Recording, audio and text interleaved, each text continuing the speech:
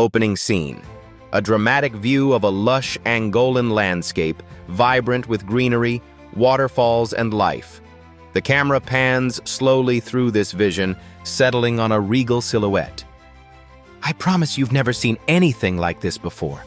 Let me take you on a journey into the life and legacy of Queen Nzinga, the warrior queen who reshaped history and redefined beauty.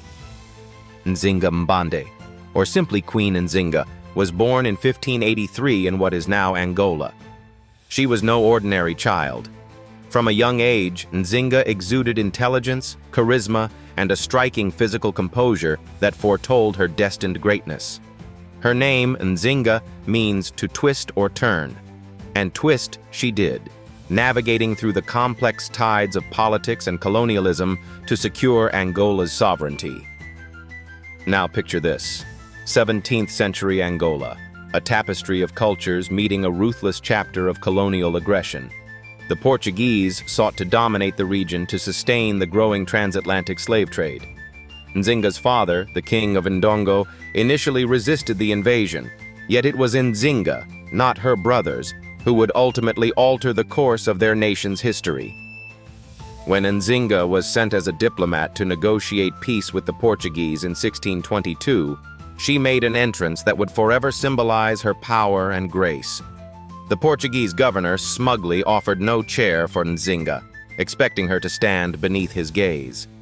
Unfazed, Nzinga signaled to one of her aides, who quickly fell to his knees, forming a human seat.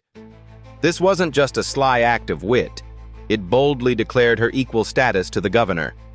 By meeting him eye to eye, she left an impression of respect and command that reverberates to this day. Her resilience and beauty were not mere skin deep. She wore the talents of a polyglot, mastering Portuguese and multiple African languages. Her garments often reflected a fusion of the traditional Ndongo culture and elements of European influence, creating a style as dynamic as her personality. From ornate necklaces of beaten copper to adornments of earth-toned feathers and lavish silk robes, Nzinga's attire communicated power, heritage, and an unyielding spirit. Nzinga didn't stop at diplomacy. When peace proved unattainable, she didn't hesitate to take up arms. She led her people into battle against the Portuguese, devising guerrilla warfare strategies that confounded the European troops. Even as war ravaged the land, her leadership was described as poised, with an unwavering air of composure. Contemporary accounts depict a queen whose beauty shone through the turmoil, captivating not just armies, but also hearts. Transition scene. A vibrant artistic depiction of Nzinga leading her warriors.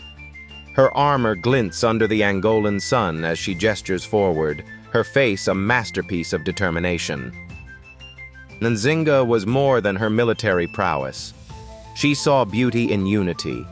She allied herself with neighboring tribes, building powerful coalitions to resist colonial domination. In an age when women were often excluded from leadership roles, Nzinga broke the mold, charting a path few could follow. Illuminate a moment in your mind. Nzinga at the helm of her encampment, her warriors gathered, waiting for her words of wisdom. There's firelight dancing on her bronzed skin, highlighting those angular cheekbones and intense eyes. It was said her stare could pierce through lies, commanding respect even from her adversaries. But here's where her beauty shines brightest, not just in how she looked, nor in the elegance of her attire. Her beauty lay in her unwavering principles. For instance, she declared Ndongo a sanctuary for escaped slaves, disruptively challenging Portuguese slave trade operations. Think about that. A queen whose actions became a beacon of hope for freedom. Cut to another scene. Lush, hand-painted illustrations of the Angolan highlands, merging modern artistic touches with ancient inspiration. Even in her final days, Nzinga refused to bend to time or conquerors. She ruled until age 80, passing away in 1663. Her legacy, however, refused to die. Statues of this warrior queen still rise across Angola and beyond, curling back to that enduring truth that beauty, influence, and strength are ever connected. So you see, Queen Nzinga wasn't just physically beautiful.